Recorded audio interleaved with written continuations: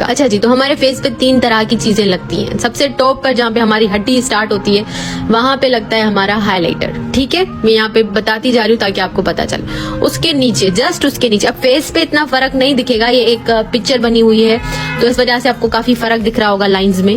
तो उसके नीचे लगेगा ब्लश। ठीक है, ब्लश के जस्ट नीचे, बिल्कुल नीचे, साथ ही लगेगा कॉन्टोर का शेड। ठीक है, अब ये जब आप रियल फेस पे अप्लाई करोगे तो ये बिल्कुल लाइनें साथ साथ होंगी। ठीक है, अब ये पिक्चर है और ये पेन के साथ मैं बना रही हूँ तो आपको लग रहा होगा दूर दूर है, लेकिन ये बिल्कुल साथ साथ होंगी। ये 3 चीजें लगेंगी आपके फेस पे इस तरह से। ठीक है, लेकिन जब आप अपने फेस पे लगाओगे तो ये सारी चीजें आपस में ब्लेंड होनी चाहिए ताकि लगे ना कि ब्लश लगे, कॉन्टोर लगे, हाइलाइटर लगे। ठीक है, सारी चीजें आपस में ब्लेंड होनी चाहिए।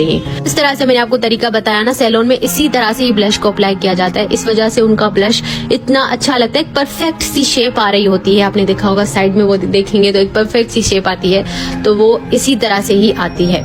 बताती हूँ कि एप्पल ऑफ द चीक क्या है। एप्पल ऑफ द चीक ये होता है जहाँ पे मैंने आपको सर्कल बना के दिखाया है, और जो टेम्पल ऑफ द चीक है जहाँ पे हमारे एब्रो एंड होते हैं ना, उसके बाद वाला जो एक होता है एरिया हमारे फेस पे, उसको टेम्पल ऑफ द चीक कहते हैं। यहाँ पे मैं पिक्चर भी लगा देती हूँ आपको जहाँ समझ आ जाए। ठीक है, थोड़ा सा मजीद वाज़ा करके बताऊं कि ये एक फेस है और हमारे गाल कहाँ से स्टार्ट होते हैं, जहाँ से हमारे गाल स्टार्ट होते हैं ना, उसको हम कहते हैं एप्पल ऑफ द चीक। ठीक है, और बाकी जहाँ मैं लाइन लगा रही हूँ इस वाले सारे एरिया को ऊपर तक एब्रो की एंडिंग तक जो है टेम्पल ऑफ द चीक कहते हैं।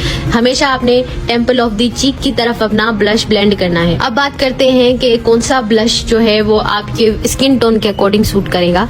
हम क्या करते हैं, हम किसी भी फेस पर पिंक लगा लेते हैं, रेड लगा लेते हैं। एक रिवाज जो हमारी चल रही है पिंक लगाने की, तो वो हम करते रहते हैं। लेकिन आपने कभी देखा है सैलून से जब कोई तैयार होके आता है तो उनके ब्लश का कलर डिफरेंट ही होता है, ब्राउनिश पीचिश टाइप का होता है, जो कि बहुत ही डिफरेंट और यूनिक लग रहा होता है, क्योंकि उन्होंने ऐसा ब्लश यूज किया होता है जो उनके स्किन को कॉम्प्लीमेंट करता है। हाँ, जो है वो मैंने कलर लिख लिए हैं ताकि आपको एक आइडिया रहे, लेकिन आगे चल के मैं आपको दिखाऊंगी भी कि कौन से कलर ज्यादा सूटेबल रहेंगे आपके लिए।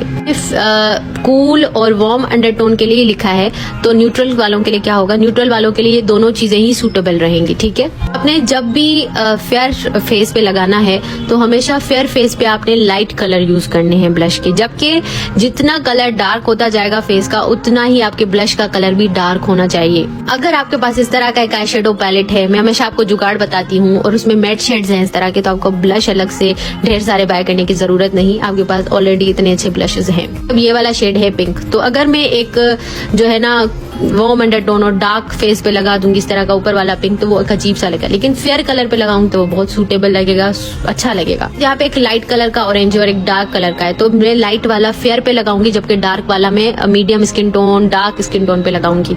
ठीक है, तो हमेशा लाइट कलर आपने लगाने हैं। लाइट पिंक हो गया तो वो आपने लगाना है फेयर पे, लेकिन जो डार्क पिंक होगा तो वो आप उसको जो है ना किसी भी मीडियम स्किन टोन पे लगा सकते हैं, किसी भी जो है ना वो डार्क स्किन पे लगा सकते हैं। इसी तरह से है कि अगर आपका क्लाइंट है उसका स्किन काफी डार्क है तो आप उसका जो ब्लश है उसको भी डार्क रखोगे, लाइट नहीं रखोगे, लाइट कलर नहीं लगाओगे उसको, क्योंकि उसको लाइट सूट नहीं करेगा। एक आपके पास डस्की स्किन आ गया और आप इस तरह का पिंक उसको लगाओगे तो अजीब ही लगेगा ना। लेकिन क्योंकि पता है सैलून्स में फेयर मेकअप चल रहा होता है, तो फिर अगर आप फेयर मेकअप कर रहे हो फिर आप फेयर वाला ही ब्लश उन पे लगाओगे। ठीक है, क्योंकि मेकअप के साथ तो फेयर फेयर बना देते हैं ना। मैं आपको दूंगी, अगर आपके पास 3-4 ब्लशेस है, ठीक है, आप उन सारों के कलर एक साथ लीजिए और अपने फेस पे लगा लीजिए, मतलब 3-4 कलर साथ में ही ब्रश पे लीजिए और अपने फेस पे लगाइए, तो एक बहुत ही अच्छा शेड आपके फेस पे आएगा। और ये एक सैलून का सीक्रेट है कि एक पैलेट होता है उनके पास, वो सारों पे ही टच करते हैं ब्रश को और फेस पे लगाते हैं, एक बहुत ही खूबसूरत सा शेड फिर आता है ब्लश का। जैसे मेरे पास ये पैलेट है, इसके अंदर ना 2 तरह के ब्लश के शेड आपको मिलते हैं। ठीक है, एक पीच मिलता है, दूसरा मैरून टाइप का मिलता है। अब ये जो पीच शेड है ना आपके पास होने चाहिए आपके सैलून में, क्योंकि ज्यादातर सैलून में पीच कलर यूज किया जाता है या फिर ऑरेंज कलर यूज किया जाता है, या फिर पीच और पिंक दोनों को मिक्स करके फेस पे लगाते हैं। ये एक सीक्रेट है कि वो पीच कलर का ब्लश यूज करते हैं। और आपको पता है पीच कलर का जब हम ब्लश यूज करते हैं ना बहुत ही फ्रेश लुक आती है, एक ब्राउनजी टाइप की लुक आती है जो अक्सर सैलून के मेकअप में होती है। अब ये 2 तरह के पीच है, एक लाइट है और एक डार्क पीच है। तो जो लाइट पीच है वो हम लगाएंगे फेयर स्किन टोन वालों पे, जबकि एक जो डार्क पीच है वो लगाएंगे मीडियम स्किन टोन पे। ठीक है, कोई हार्ड एंड फास्ट रूल नहीं है, क्योंकि मेकअप के साथ कलर चेंज होता रहता है, तो वैसे भी फेयर हो जाता है फेस मेकअप करने के बाद। क्योंकि क्लाइंट की डिमांड होती है। अब जैसे ये वाला शेड है, ये डार्क स्किन, डस्की, जो डार्क डीप स्किन होते हैं उन पे सूट करेगा, ठीक है। अब आप बोलोगे ना कि ये भी यूज किया जा सकता है मरून शेड, तो बिल्कुल यूज किया जा सकता है। बाकी अगर आपके पास इस तरह के पैलेट हैं जिसके अंदर आपको कॉन्टोरिंग के भी शेड्स मिलते हैं, ये सोफिया एशले का है, ठीक है। इसके अंदर आपको कॉन्टोरिंग के भी शेड मिलते हैं और ब्लश के भी मिलते हैं शेड्स। लाइट पिंक है वो मैं लगाऊंगी फेयर स्किन टोन पे, तो बहुत ही खूबसूरत लगेगा। जबकि थोड़ा सा डार्क पिंक है वो मैं मीडियम पे डस्की स्किन पे लगाऊंगी तो उनको सूट करेगा। और दूसरी बात, इंस्टाग्राम पे मैं लाइव आती हूँ, मैं लाइव क्वेश्चनिंग करती हूँ, मेकअप के रिलेटेड बहुत सारी चीजें बताती हूँ, तो मुझे आप वहां जाके ज्वाइन करिए। आपको आज के नोट्स भी वहीं पर ही मिलेंगे। तो ये देखिए, ये जो ब्लश है, अब इसमें भी दो तरह के शेड्स हैं, एक लाइट पिंक है, एक डार्क पिंक है। तो आप समझ गए ना आप कौन से स्किन पे लगाना है। अदरवाइज आप दोनों को मिक्स करके भी यूज कर सकते हो। इस तरह के पैलेट मिलते हैं मार्केट में, तो मैं आपको सजेस्ट करूंगी कि आप इस तरह का एक पैलेट बाय करके रखें, ठीक है। अब देखिए सारे डार्क कलर है, सिर्फ एक कलर बहुत लाइट सा है, लाइट पिंक सा है, ठीक है।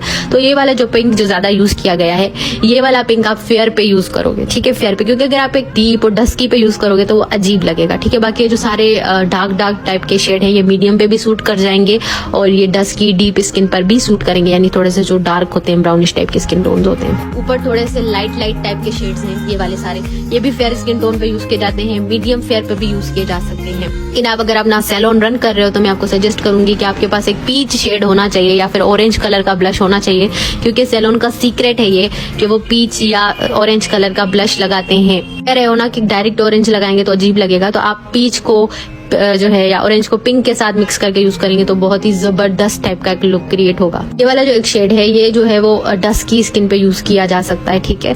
इस तरह का जो है वो पीच शेड जो मेरे पास है फोकलियर का, इसका मैं आपके साथ नंबर भी शेयर करती हूँ, या आपको इजीली दराज पे मिल जाएगा, ठीक है। तो इस तरह का एक शेड आप अपने पास लाजमी रखिए। उसके बाद जो स्टिक ब्लश होते हैं वो इस तरह के दिखते हैं, ठीक है। आप इनको भी बाय कर सकते हो, ये काफी नेचुरल लुक आपको देते हैं फेस पे। जो लिक्विड ब्लशेस होते हैं वो इस तरह के होते हैं, ठीक है, क्रीमी फॉर्म उनका होता है लेकिन लिक्विडी टाइप का होता है, ठीक है। और ये जो रेड कलर होते हैं ये भी आप मीडियम स्किन टोन और डार्क स्किन टोन पे यूज कर सकते हो। ये जो दोनों शेड्स हैं ये दोनों के दोनों परफेक्ट शेड्स हैं for the medium and the dark skin tone. तो सजेस्ट करूंगी आप अपने सैलून में इस तरह का एक पैलेट रखो जिसमें सारे शेड्स हो। तो आज का सवाल है, कॉन्टोर और हाइलाइटर में क्या फर्क है।